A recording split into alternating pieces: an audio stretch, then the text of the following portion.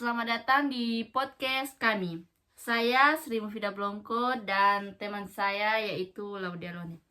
Nah, pada kesempatan kali ini kami akan membahas tentang Kesusastraan Indonesia tahun 20-an Balai Pustaka. Nah, Laudia, bayangkan sebuah era di mana cinta bisa berarti mati dan memilih pasangan bisa dicap sebagai pengkhianat adat. Nah, sebuah era ketika aksara bukan hanya alat komunikasi, tetapi senjata tersembunyi untuk melawan kekakuan tradisi dan kontrol kolonial. Oke, baik Vida. Kita akan kembali melangkah mundur ke tahun 1920-an. Ini adalah titik nol di mana novel modern Indonesia lahir, di bawah pengawasan ketat sebuah lembaga kolonial yang penuh ironi, yaitu Balai Pustaka. Nah, kami akan membeda mengapa institusi yang bertujuan mengontrol pikiran pribumi ini justru melahirkan karya-karya revolusioner seperti Siti Nurbaya dan Salah Asuhan. Oke. Balai Pustaka ini didirikan secara resmi pada tahun 1908 sebagai Komisi Bacaan Rakyat dan menjadi Balai Pustaka pada era 20-an. Secara infrastruktur, kontribusi sangat revolusioner, Vida. Nah, jelaskan kenapa Laudia, apa yang membuat Balai Pustaka yang berbeda dari penerbitan lain saat itu? Oke. Sebelum Balai Pustaka, penerbitan sangat sporadis. Balai Pustaka menawarkan standar penerbitan yang profesional, naskah disunting ketat, penerbitan dalam jumlah yang besar, dan yang lebih penting, didistribusikan hingga ke desa-desa melalui sekolah dan perpustakaan rakyat. Mereka menciptakan pasar buku yang belum pernah ada sebelumnya di Hindia Belanda. Dan mereka juga menetapkan standar bahasa kan? Balai Pustaka secara agresif mempromosikan bahasa Melayu tinggi yang berakar dan Riau. Sebagai lingua franca untuk sastra, meninggalkan Melayu rendah yang dianggap tidak bermutu, ini secara de facto menstandarisasi cikal bakal bahasa Indonesia. Ya, ini kontroversi besar.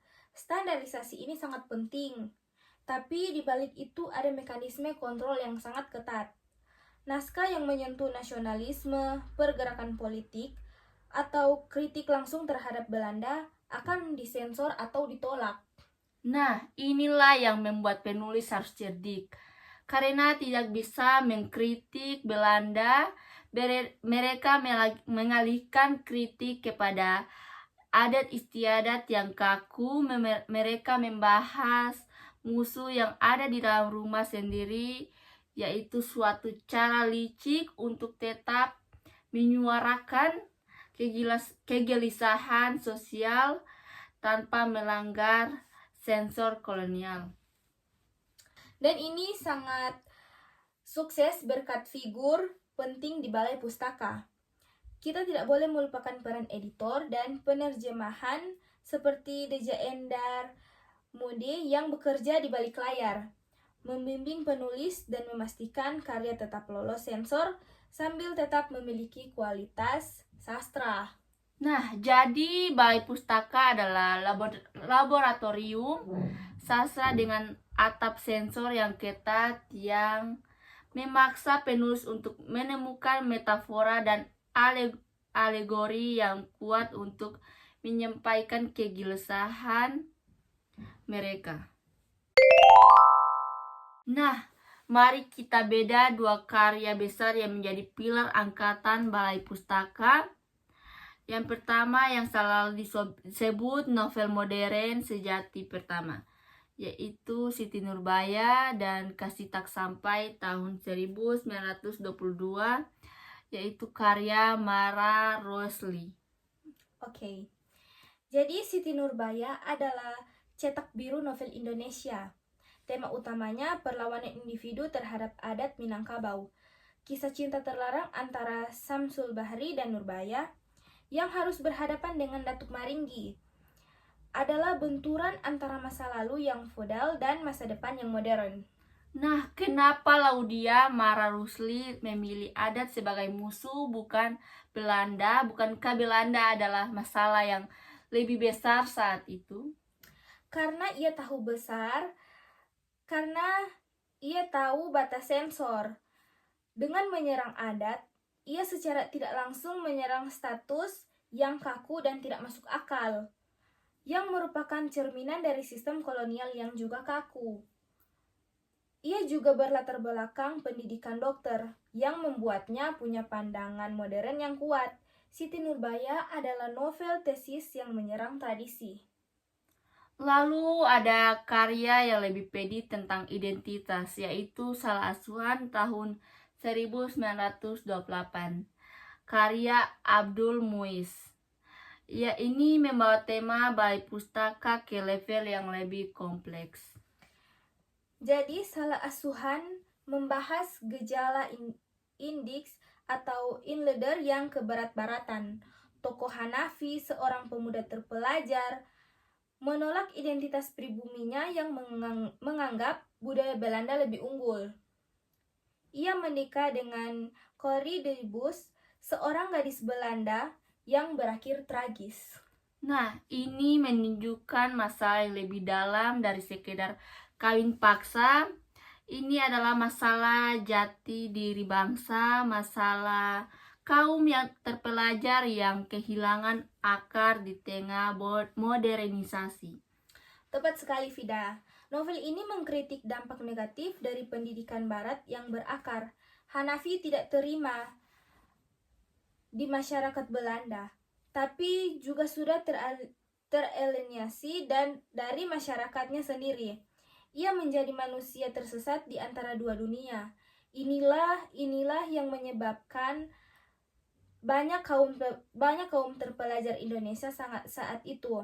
Ini baru saja mencicipi pendidikan yang baru saja mencicipi pendidikan kolonial. Nah, menariknya kesamaan di antara semua karya utama Balai Pustaka dari Ajab Sengsara tahun 1020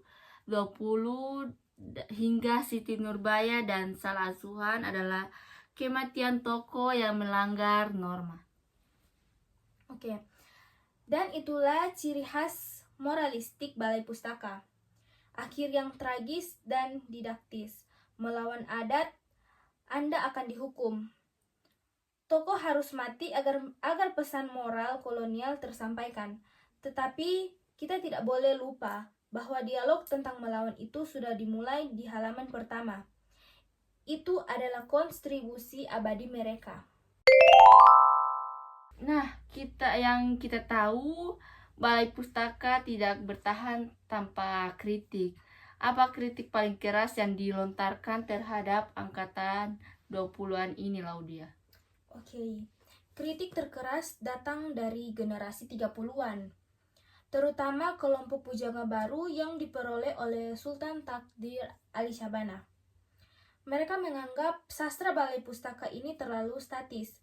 Fokusnya hanya pada konflik adat di daerah, terutama Minangkabau. Mereka tidak berani menyentuh nasionalisme Indonesia yang lebih luas dan eksplisit. Jadi, Balai Pustaka dianggap terlalu kedaerahan dan tidak cukup kebangsaan. Betul.